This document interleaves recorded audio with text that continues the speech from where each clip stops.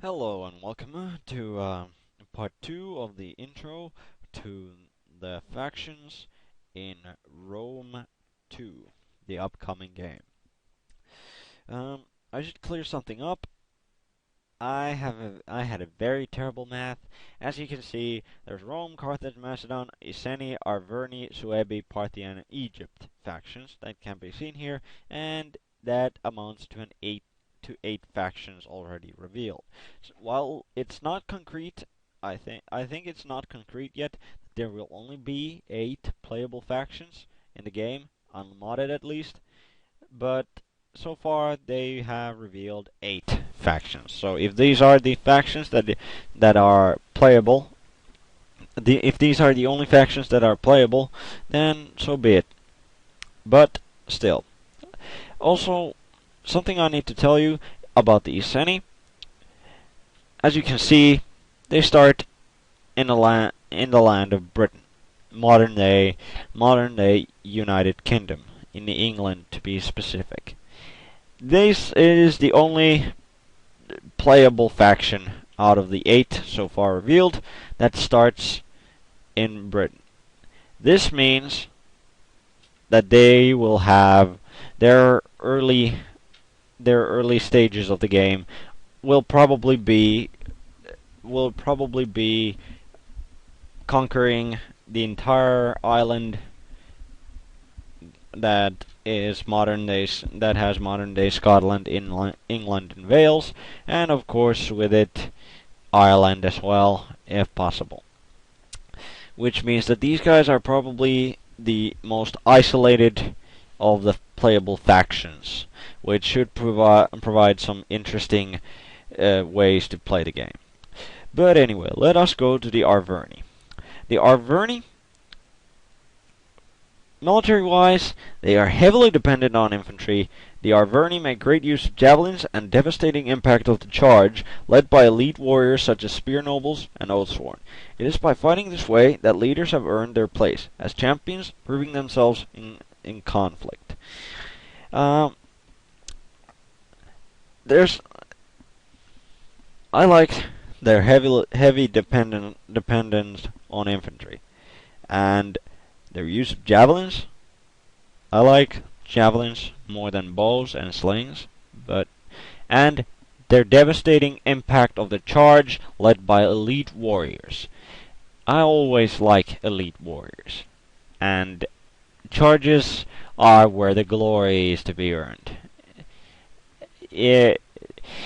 This might sound weird coming from a defensive player, someone who's claimed a defensive mindset, but in the end, even if you defend all you can, you still have to make that end charge that quite possibly will break the enemy down.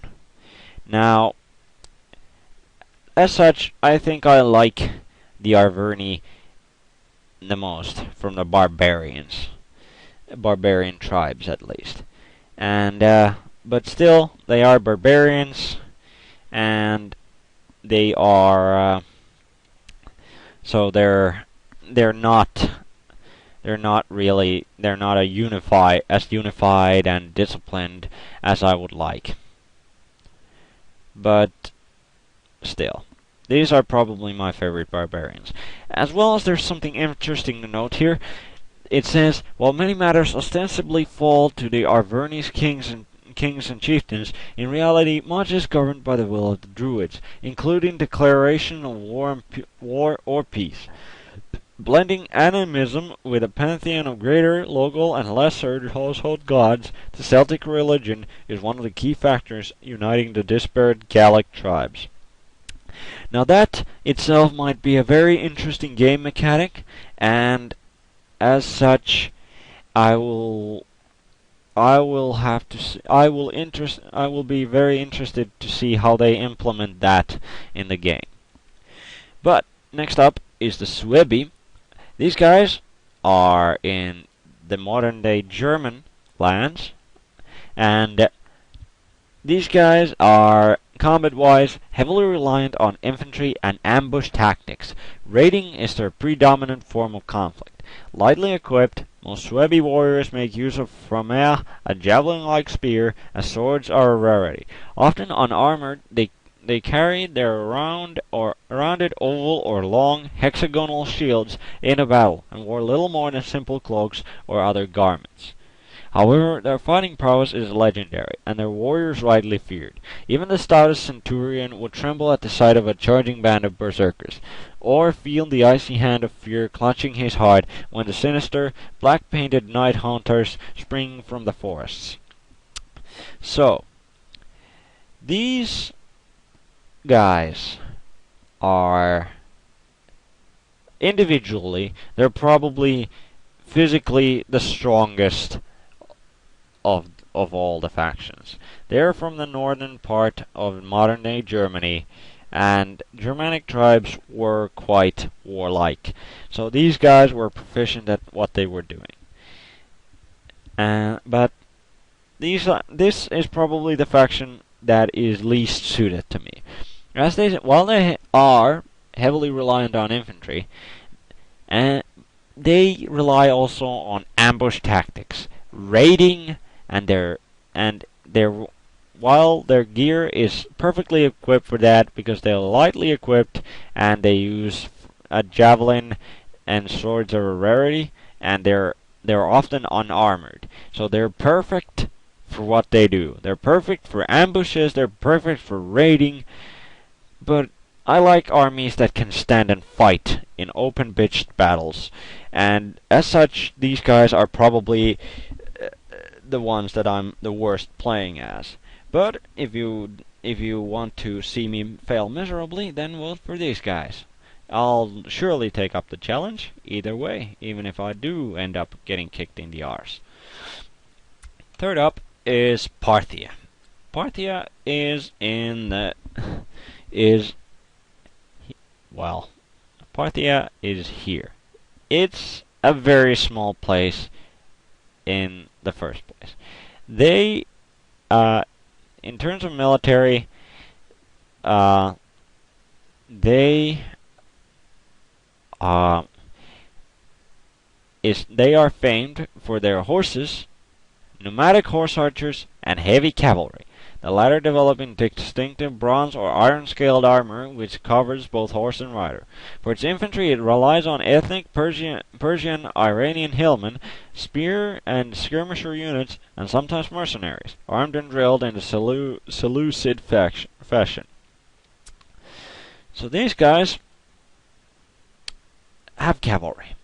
Heavy cavalry. These guys are basically proto-knights here. And I like that fact. But as much as I like knights, as a defensive player, cavalry is something I have some units of it to act as my strike force. They are the hammer that drops on the anvil.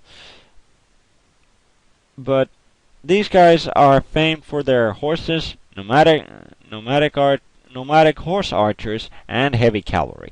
So these guys will most likely be a very offensive army, relying on speed and sheer strength of charge to win the battle against infantry formations.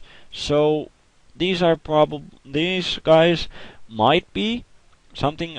These guys are definitely something I'm interested in trying, but they're definitely not my first or second or third faction to play as. But if you like speed, then Parthia is your choice. Most likely. And lastly, there's Egypt. Militarily, embracing the intermingling of Greek and Egyptian fighting styles provides a Ptolemaic. I have no idea how the hell I'm supposed to pronounce that. Anyway, pharaohs with a military that is both advanced and balanced, yet still honors the role of the champion commander. Making great use of spear and pike, their forces are further diversified with skilled swordsmen, skid chariots, and more exotic units such as African war elephants.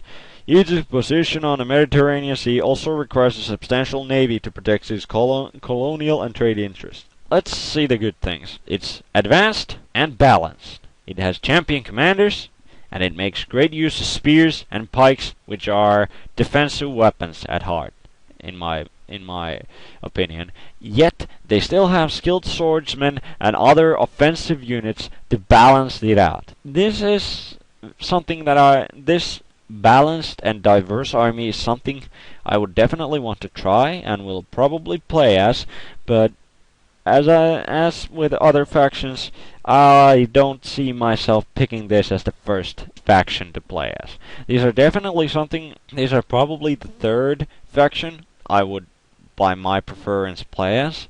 But the fact that they're not heavy infantry, and they require a substantial navy, and they're not purely, well, no army is purely defensive. These guys are good at defense as well as offense. I feel that you should really focus on either offense or defense, and I like to focus on defense more than I like to focus on offense. So the balance is a little wasted on my ideas, at least my preferences. So that was it for the Egyptians. One thing to note though about the Egyptians is that these are not the classical Egyptians that we're talking about. These are Egyptians being led by Greeks that have migrated into the area and become become part of the highest tier of people around. And the natives aren't exactly happy about this predicament they are in. So it will give the Egyptian faction a very interesting look at their interpolitics versus the other more unified states or factions. And that was it. In the comments, vote for which faction you would like, and we'll see how the vote ends. That would be it. Goodbye.